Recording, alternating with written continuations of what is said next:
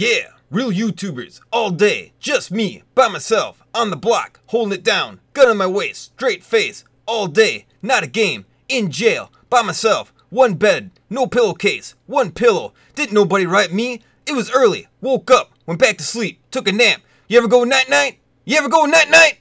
GeniusPieTrap, not Kevin Hart, maybe not as funny, but I am taller, goddammit. And this is the newest episode of Runnin' My Trap. Alright, first game we're looking at is Zombie Army Trilogy. And not just any kind of zombies in this game, but Nazi zombies. This game is a definite mix of Left 4 Dead and Killing Floor. It's a very simple game. You're running from point A to point B, killing a crap load of Nazi zombies. Now the reason I picked this game up is because I'm mainly talking about race and race issues in this game, and this obviously with the Nazis and what happened in World War I, World War II with the Germans, I thought it kind of fit well basically because that had a lot to do with racism. But very fun game, very pretty to look at. Pretty is actually probably the wrong word. The graphics are really good. Definitely not pretty. In fact, most of it is very bleak, very grim, very violent, very gory. Pretty is definitely not the right word for that. But a lot of fun. I really like it a lot. I feel like could use one extra layer of depth though. And it's kind of my same beef with Left 4 Dead. It's why I prefer Killing Floor, is it's just because it has that layer of leveling up your character, unlocking a little bit different perks, things like that nature, which this doesn't have, and it's fine. It doesn't need it. It's got a great campaign, it's got a great horde mode, a lot of fun in its own right.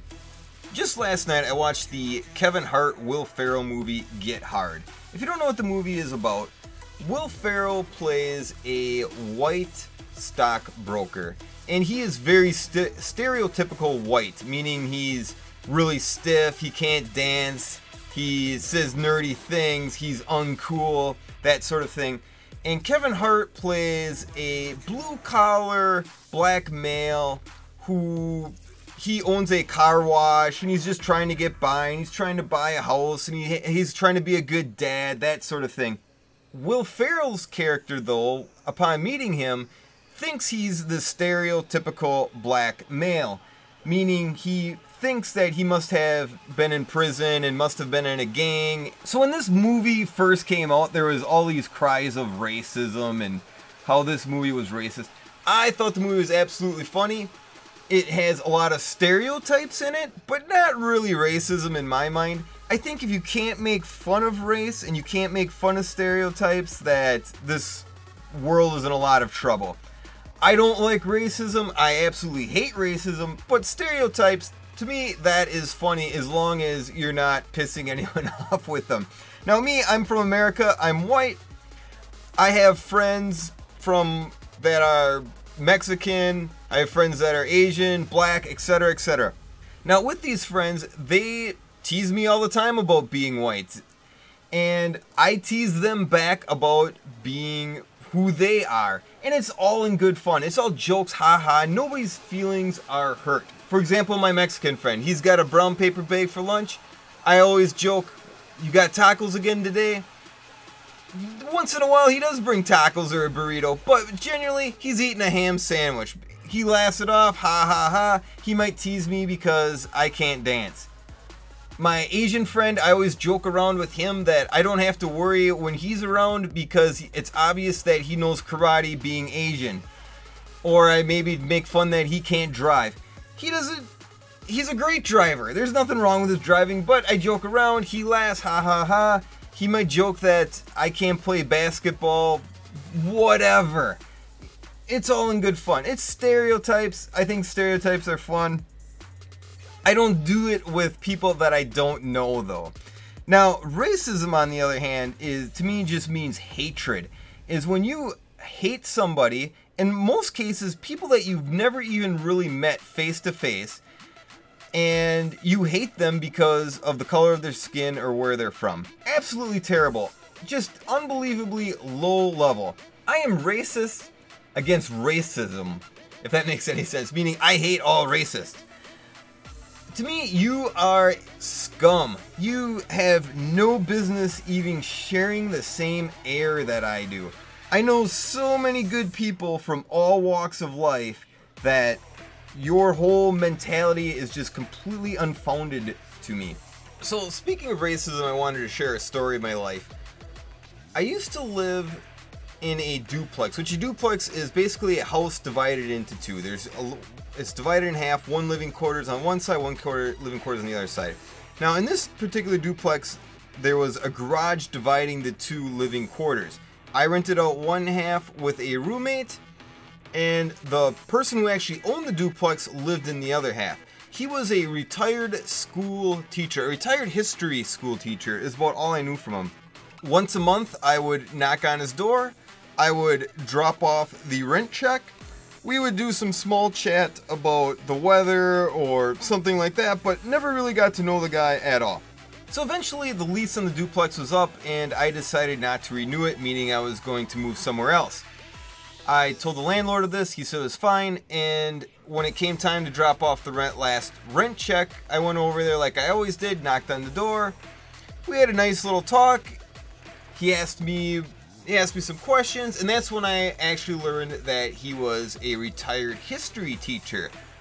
And we started talking about a few things, and he told me how he just found a spittoon.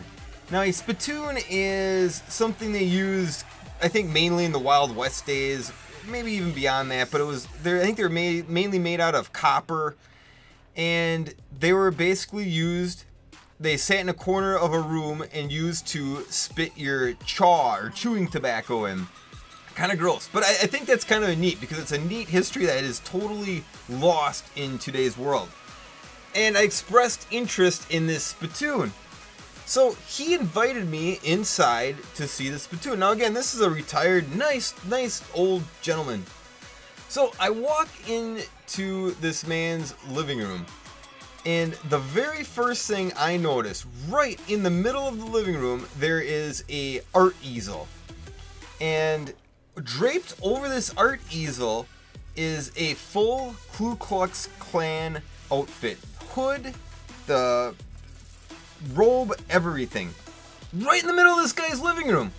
So, and he just walks right by it and goes to get this spittoon.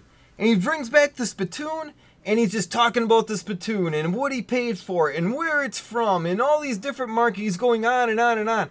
But the whole time it's like, I can't keep my eyes off this Ku Klux Klan, this article of racism, this shirt of hate, whatever you want to call it. It's like the pink elephant in the room. I just can't keep my eyes off of it. And like, I can't believe that this guy would even have this in his living room. He finally like catches me looking at it. He's like, what do you think? Pretty neat, huh? Now, before this incident, I would like to think that I would rip into this guy. Like, I would really question what his thoughts on racism are, or why the hell he has this, or doesn't he think it's wrong, or I would really try to stand up for what I believe is right. That's what I would have liked to. I would love to have told you guys a story where I just ripped into this guy. But I was so absolutely astounded, so taken back, so surprised at this thing. Like, I was just baffled. And I wasn't even sure. I just think he was a single, old, retired history teacher who had this thing for historical purposes. I think he was old school. He might have been a little racism, but I think for the most part, he was an okay guy with just really, really weird taste. Either way, I was definitely glad to move after that. I was definitely glad to get out of there because I didn't want to deal with that. I told my friends this story, who, again, I have friends. Now, my roommate was white at the time, but I have friends from all walks of life, and that were just very surprised that this whole story, and we would have parties and stuff, that this guy was living next door. This potential racist was living next door. A game that's getting a lot of attention right now. It just came on Steam. It's called Playing History 2 Slave Trade. a game about the slave trade going to Africa. You actually play the part of a little slave. And this game has been getting a lot of attention because a lot of people think it's racist, a lot of people think it's terrible. Before I give my thoughts on it, the only reason I bought this game, well, I bought it for a couple of reasons. One, it was on sale for only $3.74. Two, I thought it would fit in with this video because we're talking about race. And three, I'm fairly certain that they're gonna yank this thing off of Steam, so I figure I'll buy it now so it's in my Steam account forever before it disappears forever. I also want to apologize for the terrible video. I had a heck of a time recording this. In fact, I played way more than this than I wanted to, just simply because the video kept on screwing up. I'm not sure, it just didn't really want to jive with my recording software. I tried like 3 different kinds, I just had a bad luck, and now it's like recording in a 4:3 screen, all wacky.